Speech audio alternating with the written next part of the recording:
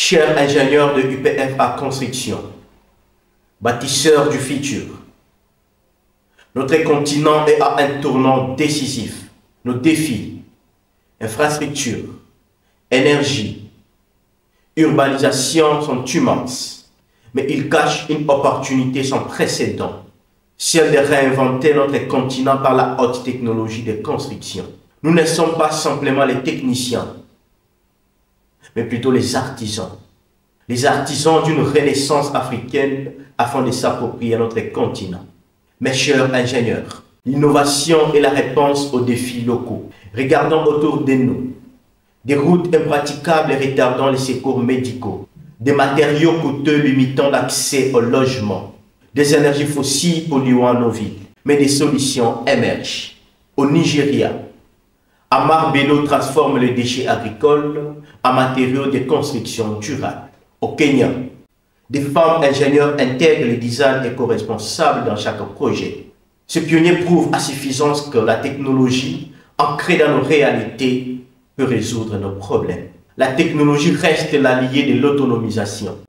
Nous avons des outils pour révolutionner nos chantiers, à l'exemple des logiciels de gestion collaborative comme Collecto, drones pour cartographier les territoires, et méthodes de pointe comme celle de l'ingénieur chinois Zhao, qui a formé 300 techniciens zambiens pour des centrales hydroélectriques. Eh bien, la clé serait de transmettre ces savoirs.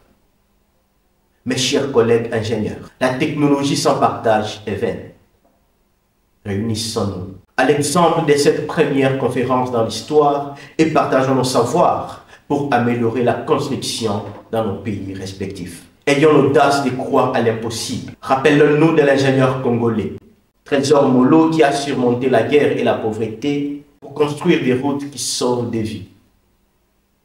L'Éthiopie qui a vu naître la première ligne ferroviaire électrifiée en Afrique, grâce à des innovateurs tels que Shujo, qui a dompté les sols volcaniques. Et le secret n'est autre que la détermination inébranlable. Tchafenze pouvait dire: le monde n'est ni noir ni blanc, mais c'est à nous de l'éclairer.